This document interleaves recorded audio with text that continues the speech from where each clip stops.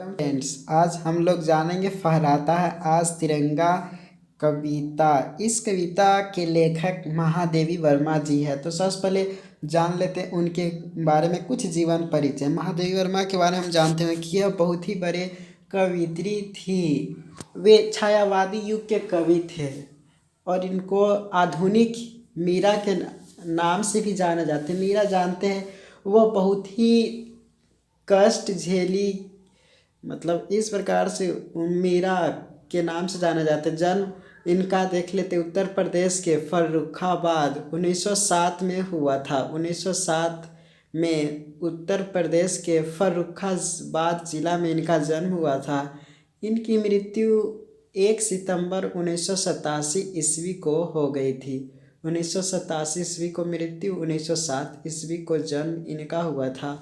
माता का नाम हेमरानी देवी, हेमरानी देवी माता का नाम। पिता के नाम था गोविंद सहाय वर्मा। माता का नाम हेमरानी देवी, पिताजी का नाम गोविंद सहाय वर्मा। हम लोग ये जानते हैं कि ये सब नहीं पूछा जाता है 50 मार्क्स के हिंदी के चैप्टर में, तो ये पता भी इतना नहीं हो तो कोई बात नहीं, लेकिन इसका जो अभी बताएंगे हम सारांश बताए या एक्सप्लेनेशन, तो वो पता होनी चाहिए। अब उनकी शिक्षा के बारे में जान लेते हैं। उनकी शिक्षा दीक्षा प्रयाग में शुरू हुई। प्रयाग महिला विद्यापीठ में प्राचार्य पद पर लंबे समय तक कार्य करते हुए उन्होंने लड़कियों की शिक्षा प्रयत्नरत करने के लिए वे बहुत प्रेरित करते रहे ताकि लड़कियां हमेशा पढ़ती रहे। उनकी बचपन के साथी ये जानते होंगे आप लोग, सुभद्रा कुमारी चौहान। वे लिखी थी खूब लड़ी मर्दानी वह तो झांसी वाली रानी थी। तो इस प्रकार से सुभद्रा कुमारी चौहान उसकी बचपन की साथी रह चुकी है। युग के बारे में तो जान ही चुके हैं कि कवित्री के रूप में वे छायावादी युग थी और फिर वे भावपरक शैली का देन। छायावादी युग में जानते हैं कि जो भी चीज़ लिखा जाता था, जो भी कविता, वह गीत के रूप में लिखने जाने की कोशिश होती थी उस समय, छायावादी युग के समय।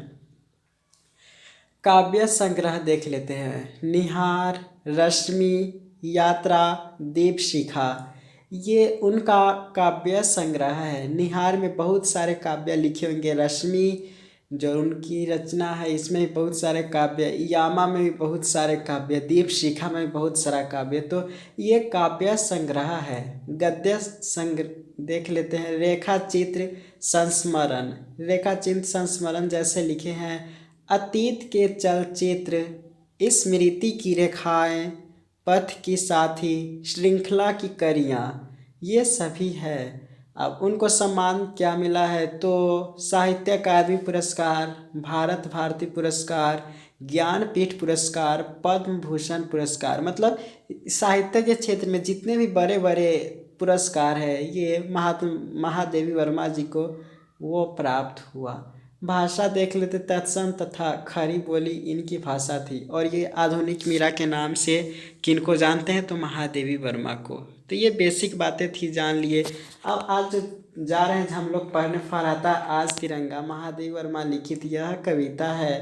तो फहराता है आज तिरंगा, तो इसमें यही बात बताई हुई है, जो तिरंगा अभी फहरा रहा है तो उसके पीछे क्या क्या कहानी थी। उस झंडा जो फहराता है उसमें क्या क्या खास बात है, फहराने का क्या मतलब है, तीनों रंग का क्या मतलब है, फिर इस तिरंगा के बारे में कौन कौन से महान वीर सपूत जी थे, वो क्या क्या करते थे बात।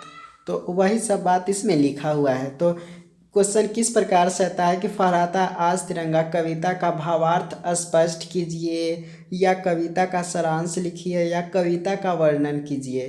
तो आप लिख सकते हैं, जैसे इसका प्रीवियस ईयर क्वेश्चन में देख सकते हैं। जैसे यहाँ पर है 2015 क्वेश्चन में, इसमें नहीं पूछा हुआ, 2016 में देखते हैं तो देख सकते हैं किस प्रकार से पूछता है कि पुष्प की अभिलाषा अथवा भारतवर्ष अथवा फहराता आज तिरंगा शीर्षक कविता का भावार्थ स्पष्ट कीजिए। तो देख सकते हैं फहराता आज तिरंगा का शीर्षक का भावार्थ स्पष्ट कीजिए, तो ये आप बना सकते हैं। तो बस तिरंगा के बारे में जो भी खासियत है उसको आप लिख देंगे तो इसी में काम चल जाएगा। तो पढ़ते हैं। तो फहराता है आज तिरंगा महादेवी वर्मा द्वारा रचित एक ऐसी रचना है जिसमें भारतीय ध्वज की विशिष्टताओं की व्याख्या की गई है। तिरंगा हमारा राष्ट्रीय ध्वज है। ये सब बात तो जानते हैं कि जो अभी महादेवी वर्मा ऐसी कविता लिखे हैं जो भारतीय ध्वज या झंडा है उसी की खासियत के बारे में इसमें बताते हैं। तो तिरंगा हमारा राष्ट्रीय ध्वज है। इस तिरंगे में जो सुनहली आभा है, सुनहली आभा का मतलब ही होता है कि सोने के रंग जैसा उसमें चमक होती है। जब आज़ादी से पहले हम लोगों का झंडा अलग कलर के था, वो तो आप लोगों को पता होगा ही। तो उसमें जो सुनहली आभा थी मतलब सोने के रंग के जैसा चमक उस झंडा में दिखाई देता था, वह एक अंतः सलीला की भांति है। सलीला मतलब जो एक नदी की धारा है, उस नदी धारा की तरह वह सुनहली आभा झंडा में दिखाई देती है। सुनहली सोने के रंग के जैसा चमक उस झंडे में दिखाई देती रहती है, जो मन प्राणों की पीड़ा को शांत कर देती है। मन के जो अगर दुख रहता है, पीड़ा रहता है, उसको शांत कर देता है। उस तरह का रंग झंडा में होता है। ताप संतप्त के लोगों के हृदय को शीतलता प्रदान करती है। उस झंडा हम लोग को ये भी सूचित करता है कि जो ताप रहते, ताप मतलब जानते होंगे जो गुस्सैल आदमी है, जो हमेशा ज़्यादा टेम्परेचर मतलब गुस्सा वाला आदमी रहता है, उसके हृदय को वह शीतलता प्रदान करती है। शीतलता मतलब एकदम कोमल कोमल हृदय भाव बना देती है इस झंडा। इस ध्वज में हरित रंग है, वह यमुना को शांत निर्मल जल है। हरित रंग इस झंडे में जो है उसकी तुलना किया गया हुआ है यमुना का शांत जल, जो निर्मल जल है, जो भारतवासियों की संतप्तता को दूर कर देता है। जो संतप्तता मतलब हमेशा गुस्सैल में, क्रूरता में, ऐसी भावना में जो रहते हैं, वो हरित रंग हम लोग को संदेश देती है कि ये सभी हम लोग को शांत कर देती है। जो हृदय में जो भी संतप्तता वाला भाव है, क्रूरता वाला, गुस्सा वाला भाव है, वो हम लोग को शांत कर देती है भावना। फिर उसके बाद है कि कवयित्री, देख सकते कवयित्री कैसे लिखा हुआ है, कवयित्री राष्ट्रीय ध्वज की विशेषताओं पर प्रकाश डालती है। महादेवी वर्मा जी राष्ट्रीय ध्वज की विशेषताओं पर प्रकाश डालती हुई कहती है कि भारत के मानचित्र पर जो पुण्य तोया गंगा लहराती है।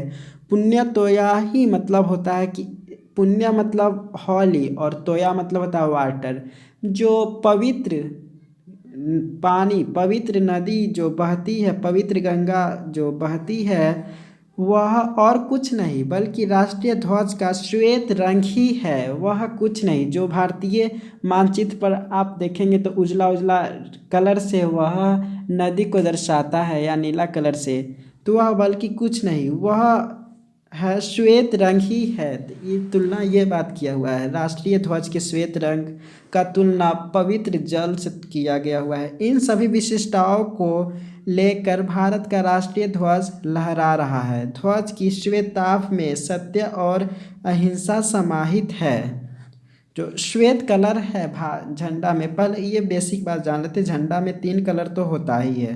तो जो ऊपर देखते हैं कलर लाल मतलब जो ऑरेंज कलर या रेड कलर, वो क्या बताता है, फिर उजला कलर क्या बताता है, हरा कलर क्या बताता है, तो वो हम जानेंगे। तो अलग अलग तरीके से अलग अलग कवियों के द्वारा यह अलग अलग बात बताया गया है कि जो श्वेत रंग है वे हम लोग को हमेशा सदा सच्चाई का संदेश देता है। लाल कलर हम लोग का हिंदू धर्म के बारे में बताता है, ये भी हरा रंग वे इस्लामिक धर्म को बताता है, और बाद बाकी श्वेत रंग है वह पूरे धर्म और अन्य जातियों को बताता है। तो अलग अलग तरीके से बताया हुआ, तो वही जानेंगे। तो अभी श्वेत कलर के बारे में जान रहे हैं कि जो यहाँ पर बता रहा है कि ध्वज की जो श्वेताभा है मतलब श्वेत जो चमकती है ध्वज में, वे सत्य और अहिंसा उसमें समाहित है। यही सत्य और अहिंसा भारतीय गरिमा का मूल मंत्र है। गरिमा मतलब जो भारतीय महत्व है, यह बहुत ही मूल मंत्र है। भारत में जानते हैं कि कैसा मूल मंत्र है, सत्य और अहिंसा का। यहाँ हमेशा सत्य की ही विजय होती है और अहिंसा को ही पूजा जाता है। तो ऐसी भावना इस झंडे में झलक दिखलाई पड़ती है। इसमें कष्ट, सहन और आत्मशक्ति का भाव है। इसमें कष्ट, सहन और आत्मशक्ति का भाव हमें श्वेत आभा में दिखाई देती है। श्वेत आभा मतलब श्वेत और आभा मतलब हो गया चमक। तो जो उजला चमक दिखाई देती है झंडा में, उसमें कष्ट और सहन की भी भावना है। इसी अहिंसा के बल पर गांधी जी ने आज़ादी की प्राप्ति की थी और इसी अहिंसा की शक्ति के आधार पर गांधी जी ने आज़ादी को प्राप्त की थी। हमारे राष्ट्रीय ध्वज में श्वेत आभा सत्य और अहिंसा का ही प्रतीक है। विनाश और संहार का व्यू में फंसी मानव जाति का उद्धार इसी अहिंसा से संभव है। और अगर कोई भी विनाश या संहार अगर करते हैं, कोई भी मानव जाति अगर कोई मुसीबत में फंसी रहती है, तो हम अहिंसा से ही उसको निकालते हैं, उस चक्रव्यूह से, उस मुसीबत से या उस परेशानी से। सियाराम शरण गुप्त ने भी यह बात लिखा है। जानते हैं यह शरण गुप्त कोई कवि होंगे, तो वही बात लिखे हैं कि हिंसा से शांत नहीं होता सिन हिंसा नल, जो सबका है वही हमारा मंगल है। मिला हमें चिर सत्य आज यह नूतन होकर, हिंसा का है एक अहिंसा ही प्रत्युत्तर। तो यहाँ पर इतना बात लिखे हैं कि जो हिंसा है उससे हिंसा नल शांत नहीं होता। अगर जो हिंसा करते, अगर हम भी हिंसा करेंगे तो उससे कभी भी वो हिंसा शांत नहीं होगा। जो सबका है वही हमारा मंगल है। हम ये भावना रखेंगे, जो सभी लोग बांटकर उस चीज़ को उपयोग करते हैं, उसी में हम लोग के भलाई है, उसी में हम लोग का मंगल है। फिर मिला हमें चिर सत्य आज यह नूतन होकर। फिर यहाँ पर है जो हम लोगों को बहुत चिर मतलब होता है पुराने समय से, जो हमें बहुत पुराने समय के बाद सत्य मिला है आज नया होकर। बहुत मतलब अंग्रेज लोग थे, वह असत्य की भावना रखते थे, अहिंसा वाला भाव रखते थे। तो हमें यह सत्य जो आज मिला है, यह नया समाज होकर ही सत्य की भावना आज मिला है। और हिंसा का एक अहिंसा ही प्रत्युत्तर। अगर उत्तर देखेंगे हिंसा का क्या उत्तर होगा, हिंसा अगर है तो वह अहिंसा से ही उसका उत्तर दिया जा सकता है, अहिंसा से ही जीत सकते हैं। तो इसमें यही बात बोला कि हिंसा जो करता, अगर हम भी हिंसा करेंगे तो उससे हम लोग का हिंसा खत्म नहीं होगा। जो सबका है वही हमारा भी मंगल है। और हमें जो अभी सत्य मिला है वह नया होकर मिला है और हिंसा का केवल एक ही उत्तर है, वह है अहिंसा। ध्वज की श्वेत आभा में अहिंसा के साथ ही सत्य के भाव भी समाहित है। यह सत्य का सार माना गया है। तो वही बात है कि ध्वज की जो श्वेत है वह तो अहिंसा के बारे में भी बताता ही है और सत्य की सार इसको माना गया है। सत्य का अगर देखेंगे तो मेन बात क्या है, वह श्वेत आभा ही है। फिर है कवि त्रिशूल ने कहा है, कवि त्रिशूल इनका पूरा नाम था पंडित गया प्रसाद शुक्ल। पंडित गया प्रसाद शुक्ल इनका पूरा नाम था। इनको टाइटल में अन्य नाम इनका त्रिशूल भी था। तो वही त्रिशूल कवि ने क्या लिखे उनके बारे में देख लेते। तो उन्होंने लिखा है कि सत्य सृष्टि का सार, सत्य निर्मल का बल है, सत्य सत्य है, सत्य नित्य है, अचल अटल है, जीवन सर में सरस मित्रवर यही कमल है, मोत मधुर मकरंद सुयश सौरभ निर्मल। तो फिर यहाँ पर भी सिंपल बात है कि जो सत्य, इस सृष्टि जो है, इस दुनिया है, इस दुनिया का सार क्या है, मुख्य क्या है, तो इस दुनिया का मुख्य है वो सत्य ही है। और सत्य निर्बल का बल है। अगर जो निर्बल है मतलब जिसके पास शक्ति नहीं है, तो उसका सबसे बड़ा शक्ति कौन है, तो वह सत्य ही है। अगर कोई कमज़ोर है तो उसके लिए सत्य सबसे बड़ी ताकत होती है। सत्य तो सत्य ही है, सत्य नित्य है मतलब सत्य हमेशा के लिए है। और यह अचल और अटल है मतलब यह किसी भी तरह से यह हटने वाला नहीं है, यह हमेशा अचल रहता है। तो वही सत्य के बारे में बात जो कह रहे वही है। जीवन सर में सरस मित्रवर यही कमल है।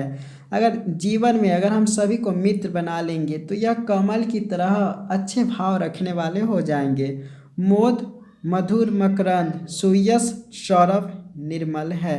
मोद मधुर मकरंद, मोद मतलब जानते होंगे एक तरीके से नशीला जैसा माहौल।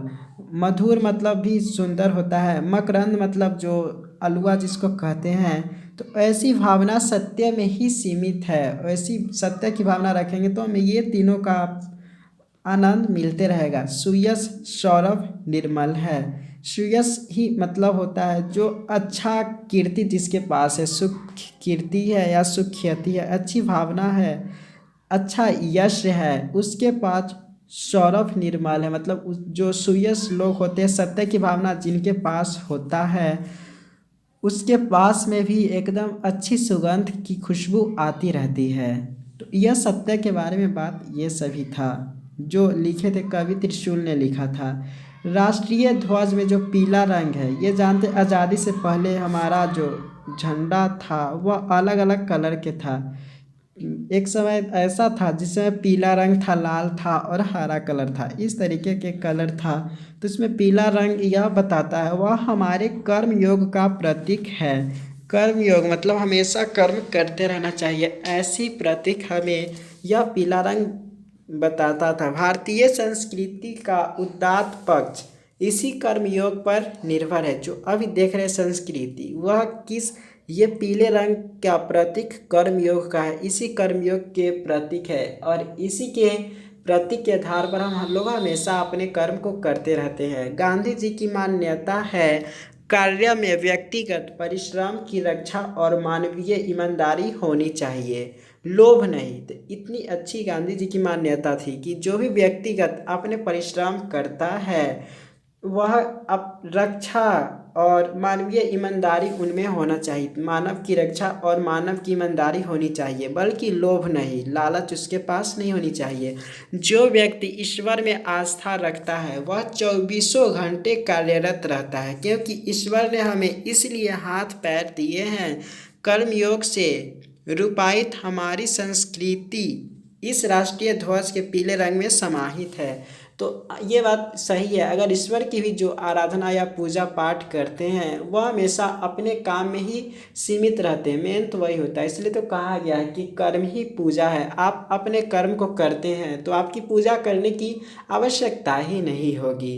तो वही कहते जो हम लोग को भगवान बनाए हैं, हाथ पैर दिए हुए, हमेशा कर्म योग रहने के लिए, कर्म में सम्मिलित होने के लिए हम लोग के हाथ पैर भगवान जी ने बनाए हैं। अतः हमें इस ध्वज की आदर के साथ झुक झुक कर प्रणाम करना चाहिए। गीता में भगवान श्री कृष्ण ने इसी कर्मवाद पर प्रकाश डालते हुए कहा है, कर्मवाद पर प्रकाश डालते हुए भगवान कृष्ण जी ने ये बात कहा है कि न कर्म नाम न आरंभ अनैश कर्म्या पुरुषो अनुष्टे न च संन्यास न देव सिद्धि समधि गच्छति। तो इसका अगर हिंदी हम देखेंगे तो यही होगा, जो पुरुष अपने कर्म को कभी शुरू नहीं करते हैं वो कभी न सन्यासी को प्राप्त कर सकते हैं, न कभी सिद्धि बन सकते हैं, न ही कभी भगवान के चरण में वह जा सकते हैं। तो इसलिए हमेशा हम लोग को कर्म करते रहना चाहिए, ऐसी बात भगवान जी गीता में लिखे हैं। हमारा राष्ट्रीय ध्वज हमारे मन को निर्छीर विवेचक हंस की तरह बना देता है। निर्छीर विवेचक का ही मतलब होता है कि हमारा राष्ट्रीय ध्वज हमें हमेशा अच्छा बुरा का ज्ञान देते रहते हैं। अच्छा बुरा का ज्ञान हमें राष्ट्रीय ध्वज के अगर कलर के प्रतीक को अगर समझ ले तो उसी से हमारा अच्छा बुरा का ज्ञान हो जाएगा। यह ध्वज राष्ट्रीय एकता, बंधुत्व एवं प्रेम का प्रतीक है। जो झंडा में जो 3 कलर है ये पहले बता चुके, यह क्या है, राष्ट्रीय एकता, एकता की प्रतीक है, साथ में बंधुत्व, सभी भाईचारा से रहे, प्रेम से रहे। तो ऐसी प्रतीक हमारे राष्ट्रीय ध्वज में है। इस झंडे के नीचे हम सभी भारतवासी एक है। इस झंडे जो ऊपर लहरा रहे इसके नीचे हम सभी एक हैं। चाहे उत्तर दक्षिण पूर्व और पश्चिम कोई भी भेदभाव नहीं रह पाता है इस झंडे के नीचे। इस झंडे के नीचे कोई भी भारतवासी दिनहीन नहीं रहता है, मतलब वह गरीब की हालत नहीं रहता, और न कोई अपने को हीन ही समझता है और न ही कोई अपने को बहुत ही नीच समझता है इस झंडे के नीचे। ऐसी हमारी झंडा है। फिर है हमारी मातृभूमि पुण्य भूमि के साथ ही कर्म भूमि भी है। तो ये तो जानते हैं कि यह मातृभूमि है और साथ में कोई भी कर्म करते हैं इस भूमि पर, तो ऐसी भूमि हमारी राष्ट्रीय ध्वज के में समाहित है। तो यही पर है कि अत्रापि भारतवर्ष जम्बू द्वीपे विशेषता यतो ही कर्म भू रेखा अतो अन्या भोग भुवया। तो इसका मतलब यही है कि अखिल विश्व में भारत की एक विशेषता है, वह है भारतवर्ष कर्म भूमि और अन्य देश भोग भूमियाँ है। मतलब इतना अच्छा बात यहाँ पर बोले हैं कि जो अखिल विश्व भारत में एक विशेषता है, जो भारत की एक बहुत बड़ा विशेषता यह है कि जो पूरी दुनिया है वह भारतवर्ष केवल कर्म भूमि है। यहाँ पर सभी लोग कार्यरत रहते हैं, कर्म करते रहते हैं। बाद बाकी और देश के जो भूभाग है, भूमि है, जगह है, वो सभी इसका देश भोग है। मतलब यहाँ के लोग कर्म करते और सभी लोग वहाँ पर खाते हैं। ऐसी भावना समाहित है वो भारत देश में ही और इस झंडे के नीचे ही समाहित है। तो ऐसी भावना है। अब इस प्रकार से आप लिख सकते हैं, क्वेश्चन का आंसर ये पूछ सकता है, चाहे दूसरा प्रकार से इस प्रकार से पूछ सकता है एग्जाम में कि फहराता है आज तिरंगा कविता का मुख्य प्रतिपाद्य स्पष्ट करें, या फहराता है आज तिरंगा शीर्षक कविता में महादेवी वर्मा ने भारतीय गरिमा का जो चित्रण किया है स्पष्ट कीजिए। तो भारतीय गरिमा में जो फहराता है आज तिरंगा उसी के बारे में लिखना है। तो जो ऊपर लिखे उसी से रिलेटेड ज़्यादातर संबंध आएगा, अभी जो हम जानेंगे इस दूसरा प्रश्न का उत्तर। तो फिर वैसे ही बात होगा कि उत्तर देखते हैं। प्रतिपाद्य का ही मतलब होता है जो कुछ भारतीय राष्ट्रीय झंडा द्वारा जो ज्ञान दिया जाने वाला बात हो तो उसी को स्पष्ट करना है। तो क्या दिया जाता है राष्ट्रीय ध्वज के द्वारा, तो वो तो जान ही चुके हैं कि उत्तर है कि महादेवी वर्मा द्वारा प्रणीत फहराता है आज तिरंगा शीर्षक कविता भारतीय गरिमा महिमा एवं इसके आदर्शों को स्पष्ट करती है। तो महादेवी वर्मा द्वारा यह जो दिया हुआ है यह बहुत ही अच्छे अच्छे आदर्शों को वह स्पष्ट करती है, अच्छे अच्छे बातों को बताती है। एवं भारत सदैव से वैभव संपन्न, वैभव मतलब जो शक्ति संपन्न है, अच्छी अच्छी जो भावना है वो भारत में ही है, चाहे वो प्राकृतिक सुषमा से कलीन रहा। इस देश की पुनीत धरती के प्रति हमारी सदैव श्रद्धा रही है। यह देश देवों से निर्मित हुआ पुण्य श्लोक माना गया, यजुर्वेद में कहा भी गया है। तो यहाँ पर यही है कि प्राकृतिक सुषमा वह हमेशा सुंदर से, बहुत पुराने समय से, प्राचीन समय से यह भारत देश में जो प्राकृतिक सुंदरता है वो रही। इस देश में अलग अलग तरीके के बहुत ही अच्छी भावना, सदैव अच्छी भावना ही सीमित रहा है। यह देव जो पुण्य श्लोक माना गया, अच्छी अच्छी श्लोक जो भी माना गया है पूरी दुनिया में भारत देश में ही माना गया है। और यजुर्वेद में भी कहा गया, जानते हैं वेद के 4 वेद है, तो यजुर्वेद में क्या बात कहा गया ये देख लेते हैं। तम लोकम पुण्यम प्रग्रेस यत्र सेदिनम विद्यते।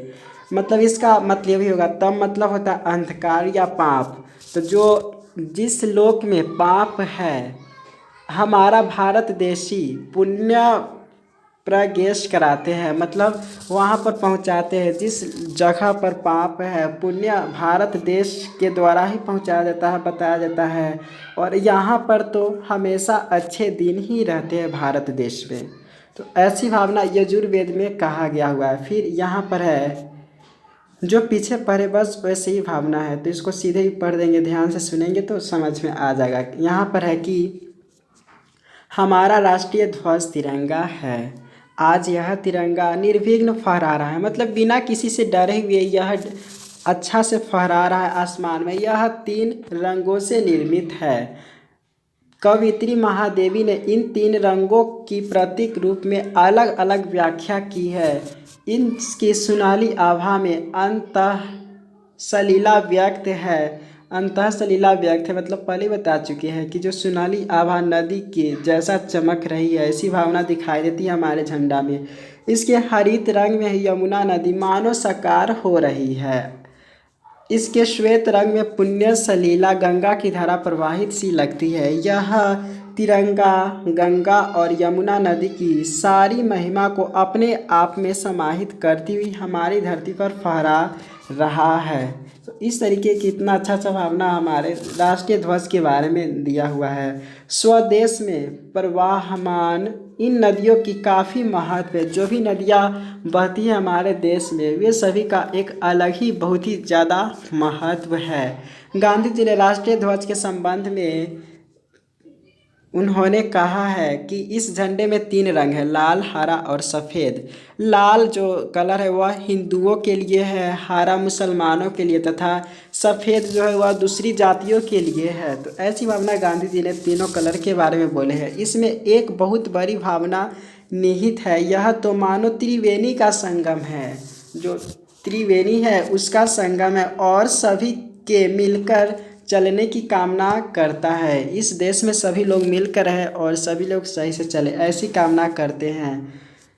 फिर उसके बाद है कि निश्चय ही ये तो झंडे के बाहर चिन्ह है, किंतु यदि चक्र और सब अलग अलग रंगों के होते हुए भी, मतलब ये अलग अलग रंग है और बीच में चक्र भी रहता है, ये जानते हैं, उसमें निहित भावना हम में न हो तो यह कपड़े का एक टुकड़ा मात्र है। अगर भावना अगर अलग अलग हो जाए हम लोगों को तो झंडा हम लोग का लगेगा यह केवल एक कपड़ा का टुकड़ा है, उसको कोई भी सम्मान या इज्जत नहीं करेगा अगर भावना एक जैसी हम लोग को नहीं रहा तो ऐसी भावना महादेवी वर्मा जी लिखते हैं। फिर कहते हैं कि हमारे राष्ट्रीय ध्वज में तीन रंग है, जो प्रतीक है श्वेत रंग, जहाँ पावन गंगा का साकार स्वरूप है, वहीं सत्य और अहिंसा का नवोन्मेषित संचेतना का भी प्रतीक है। जो भारतीय संस्कृति की आंतरिकता, जो भारतीय संस्कृति है जिसमें हर तरीके का सलीका मौजूद है, ऐसी भावना भारत की आंतरिक व्याख्या करती है।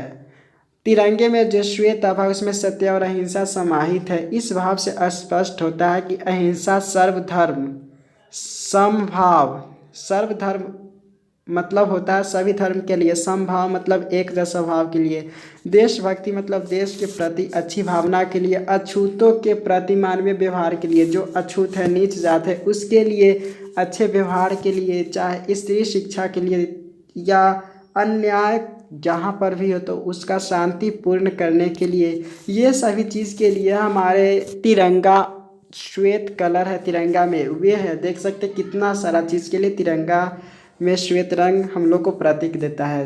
अहिंसा का, सर्वधर्म का, समभाव का, देशभक्ति का, अछूतों के प्रति मानवीय व्यवहार का, स्त्री शिक्षा का, अन्याय का शांतिपूर्ण विरोध करने का संदेश देता है। इसी अहिंसा के रास्ते पर चलकर हमें आज़ादी मिली, ध्वज की श्वेताभ स्पष्ट करती है। जो ध्वज की मतलब ध्वज मतलब झंडा है, उसका श्वेत कलर ये भी बताता है कि रक्तपात करना पशुता है, कायरता है मन की, अरि को वश करना चरित्र से शोभा है सज्जन को। तो यहाँ पर श्वेत कलर के बारे में बात बोला है कि रक्तपात, रक्त मतलब जानते होंगे खून होता है, पात मतलब गिरना, अगर खून किसी का गिरता है तो वह पशुता वाला आदत है, पशु वाला आदत है। और है कायरता है मन की, वह मन से डरता है, भली तन से वह तो खैर मजबूत है, इसीलिए तो रक्तपात करता है, पशुता वाला कार्य करता है हमारे देश में, हमारे देश में। तो वही बात कहते हैं, रक्तपात करना पशुता है, कायरता है मन की, अरि को वश करना चरित्र से शोभा है सज्जन की।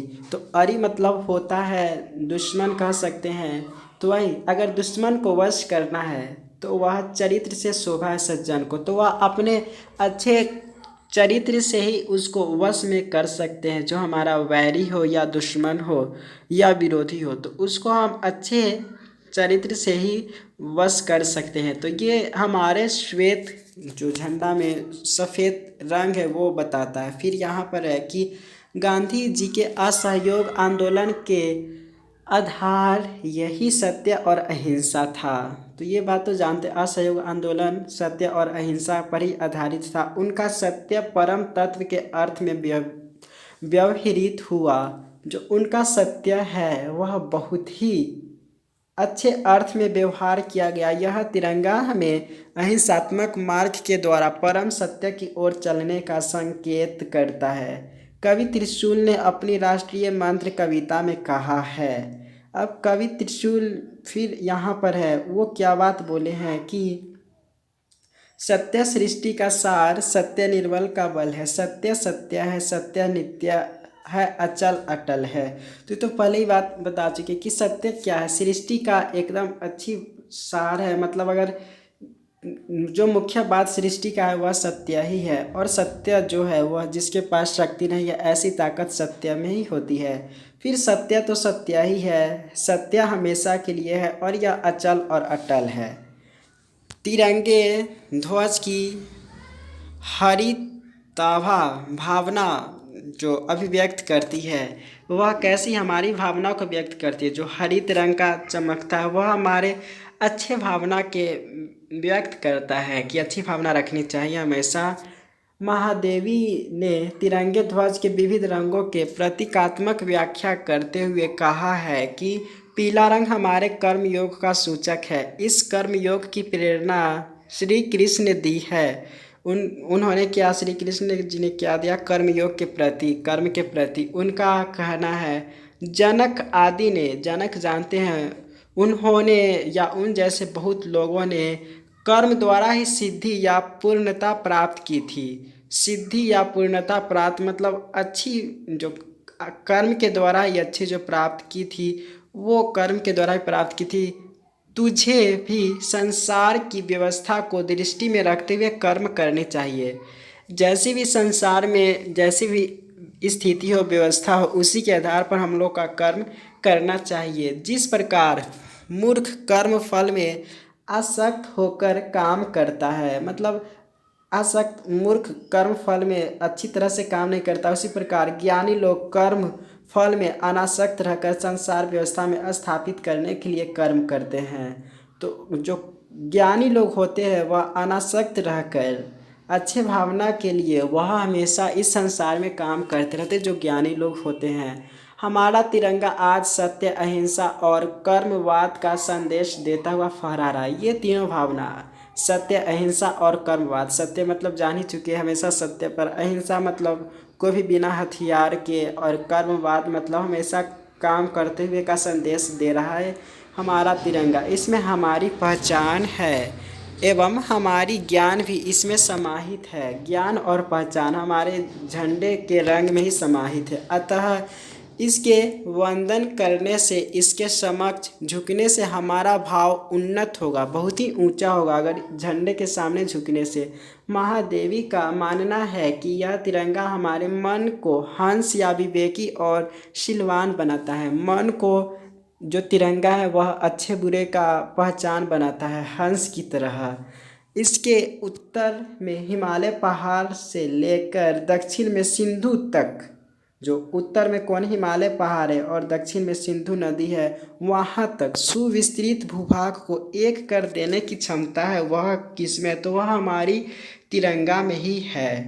यह झंडा आस्तु हिमालय को एक कर देती है, पूरे हिमालय को एक कर देती है। इसी तिरंगे ने पूरब से पश्चिम को एक कर दिया। फिर एक कवित्री का कामना है कि इस झंडे के नीचे कोई भी भारतवासी भूखा या अधनंगा नहीं है। ऐसी भावना हमारे भारत में, ऐसी स्थिति कुछ देखने को मिलती है, लेकिन ऐसी भावना नहीं रहनी चाहिए, इसे हटा देना चाहिए। तो वही कहते हैं कि जो भारतवासी भूखा और अधनंगा कोई नहीं है इस तिरंगे के नीचे। हमारी आज़ादी का तिरंगा आज सुख समृद्धि का संदेश देता हुआ, तिरंगा हमेशा सुख समृद्धि का संदेश देता हुआ लहरा रहा है। इस झंडे के 3 रंगों में उदार, विशाल एवं व्यापक जनहित की भावना निहित है। तो देख सकते हैं इस तिरंगे में ही कौन कौन की भावना है। उदार मतलब हमेशा दूसरों की सेवा करना, बड़े हृदय रखना, बड़े बड़े दिल रखना।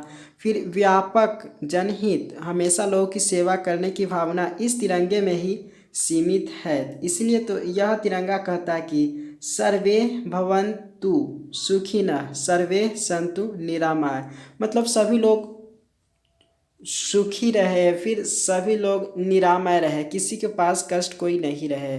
काव्य ऐसी व्यापक संदेश तिरंगा देता है। हमारा तिरंगा भोगवादी दर्शन नहीं देता कि हम लोग खाली कोई भी चीज़ खाएं, ऐसी भावना हमारे तिरंगा नहीं देती है, बल्कि सत्य, अहिंसा, एकता एवं त्याग की व्यापक संदेश देता है।